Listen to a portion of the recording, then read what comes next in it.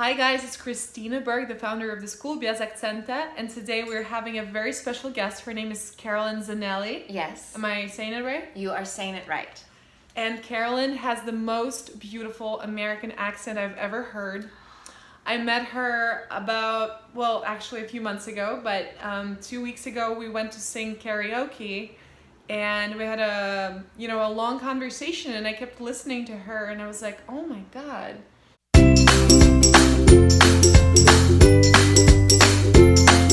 Today we're gonna find out where she learned to speak like that. She hasn't even said a word yet. I haven't. But so meet Carolyn Z. Hi everyone, I'm Carolyn.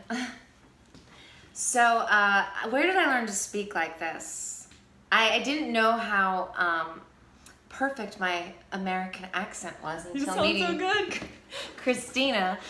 I guess I'd have to say, because I'm an actress and studying in conservatory, you realize that your speech is very, very important, especially when you're a stage actress, because you have to be able to reach the back of the theater, and there are no microphones, and there's nothing that's going to lift your voice, so you have to really use your voice and your diaphragm, almost like a singer would. And you have to enunciate your words so people can understand what you're saying. And I think when I was in theater school, and obviously you're immersed in different training, I became really aware of listening to not only the way that I would speak, but other people, similar to Christina. And yes, I learned to enunciate, and I think it stayed with me in my everyday interactions, in my other everyday speaking. And I'm glad that when I do speak, people can understand me. Because you realize that oftentimes when you're talking to people, they're not enunciating. Yeah. And they're sort of standing behind their words. Especially the youth, I feel like. Well, we're still very young. We are very young. But I was talking about teenagers and kids who spend a lot of time playing video games or just like texting, not writing very much, not memorizing a lot of stuff, because it's not necessary anymore. Yep. Right, it really isn't. And I think that quick access to the internet, and then people don't really pay attention that much, unless I think that you're in the arts in some ways, especially if you're an actor, because you need your voice, and you need your voice so that you can play different characters, and you need the ability to change it. And it's funny because my dad was in the military, so we traveled around a lot. And oh yeah, that was my question about your background. Tell us more about like where you grew up and your nationality, your parents' nationality. So my father grew up in Boston, and it's so funny because my dad sounds like JFK when he speaks. That's cool. Still to this day, he really hasn't lost his accent, and it's like anyone, when you go back to your original place of birth, your accent immediately comes up, especially when you're around people that are speaking in that way too. So he grew up in Boston, and then my mom was born in Iowa, in Dubuque, in a small town in Dubuque, Iowa, in the middle of the country. Sounds exotic to me. Dubuque. Dubuque. It is. It actually has, it was maybe an hour outside of Chicago, maybe an hour and a half. And her mother and father owned a bar in Dubuque, the only bar in Dubuque. And I don't know why I'm talking about this, but I guess a lot of back in the day, because her parents owned a bar, and this was during Prohibition. So, my mother used to always say, we lived in Dubuque, and because my parents owned a bar, and alcohol, there were mixed feelings around alcohol during that time, and even after Prohibition. And she was like, we were like the drug dealers of Dubuque, Iowa. I don't know why I'm telling this, but anyway, so she wanted to get out of Dubuque, and she ended up moving to Boston, and she was a singer. So she does not have an accent, really, because I think because she got into the arts and because she was a singer, again, she chose a profession where you had to use your voice. Mm-hmm. So she learned to carry her words and enunciate, and even in her singing. You know, you grew up hearing quite a bit of that. I grew up hearing that, and I also grew up. I traveled around a lot because my father was in the Army. He was an officer in the Army, so we traveled around a lot. But then they ended up living in Virginia, and it was the South. Even though I don't think of Virginia as the South, it was and we ended up living in Virginia. And I remember distinctly when I was in the first grade when we moved there, and I said, these people talk differently, you know? And I never wanted to be from the South. I was one of those kids that I was like, I want to move to New York City. I don't want to live with these Southerners.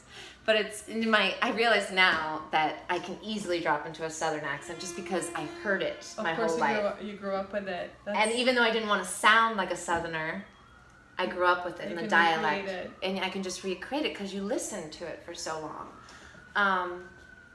And you know, I went to William and Mary, which is, you know, a big liberal arts school, and I remember I had a speech teacher there that obviously taught speech, and I remember when I first introduced myself to him as a freshman, I introduced myself. I said, "Hi, I'm Carolyn Z." And he was an older gentleman, and he just looked at me in his professor-like way and said, "We will work on that." And I had no idea what he was talking. You told me the story. Right, we will work on the way that I, you know, basically say my own name. Some kind of an accent. Which I think is bullshit, because anybody that's going to try to, you know, get you to understand your own voice and your own instrument in that way, I don't know. I look back at that now, and I almost see myself getting in my head or feeling self-conscious. Yes, about it's really hard because as a speech teacher, I also sometimes find it really difficult to explain how to pronounce certain words or phrases without hurting someone's feelings. Right. But that guy just came up to you, and that was his introduction to you. He was a pretentious prick. I won't tell him that. I don't know if when you're actually trying to lose an accent or change or manipulate your voice, you really have to find the fun in it. Right. You know, and not feel like, oh, where I'm starting from as a person, just being a person, and whatever your upbringing is, whatever country you grew up in, whatever state, you know, that's your starting ground. And, you know, that is your voice. That is your true voice. And with accepting that, you can learn to manipulate it, or you can learn to exaggerate it. Right. Oh, it's so good. Sometimes, you know, like, I learned to sound pretty neutral, right? Like I'm from around here. Which you sound very neutral. Congratulations. Guys. Very good. Very good. When I first met Christina, I had no idea that she, you know, was Russian at all. When I met you, I had no idea. So maybe I'm a spy. Yeah, maybe she's a spy. Uh-oh. Actually, if you were that would change my opinions about spies. If you would make, maybe you are a spy, Christina. No. I used to say it to some people here in the States, and the older people would react really weirdly to that joke. They would be like, oh. And I was like, oh my God, it was such an innocent joke. Right. Why is everyone overreacting? And then I was like, oh, because older generation remembers about Cold War, and you know, I was like, oh, okay. Now I know. Isn't that spy funny? jokes. It's funny. I mean, it's so funny when I think about that, the spy jokes, because in the 80s, like every movie that was out was like, you know, Russia and the United States and the spies. Oh my God, so much pressure. Wasn't it? You know, so it was like if they are a little bit older, they're probably still thinking of that in some way. They do. I also wanted to comment on your accent one more time. I think it's super rare and unique, but it's like the most well enunciated, beautiful standard American speech I've heard in many years, because the only other people who speak like you were my speech teachers back in theater school in New York City. Oh, really? At the neighborhood playhouse.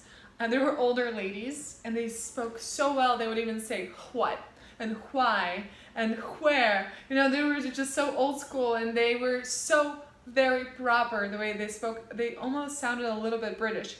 Now, do you ever get that from people? Like, whoever hears your perfect speech, do people assume you're maybe from Europe or... They do. I sometimes get that, or sometimes they think, you know, they definitely think when they first meet me, for some reason, they always think that I'm from, they guess that I'm from the East Coast, but they always think that I'm from like New York or New England. It does sound very East Coast to me, almost like you could do like one of Woody Allen characters very well, because that's how his ladies speak in his movies. The female I did watch a lot of Woody Allen. His female characters sound the same as you do, because when I could like close my eyes and listen to her voice, I would be like, oh my god, she could totally be in like a Woody Allen movie. Well, gosh, hello, Woody Allen. I don't know. Where are you, Woody Allen? I should put his name in the title of this video. Yeah, we should. Woody Allen, we're waiting for you. Hey.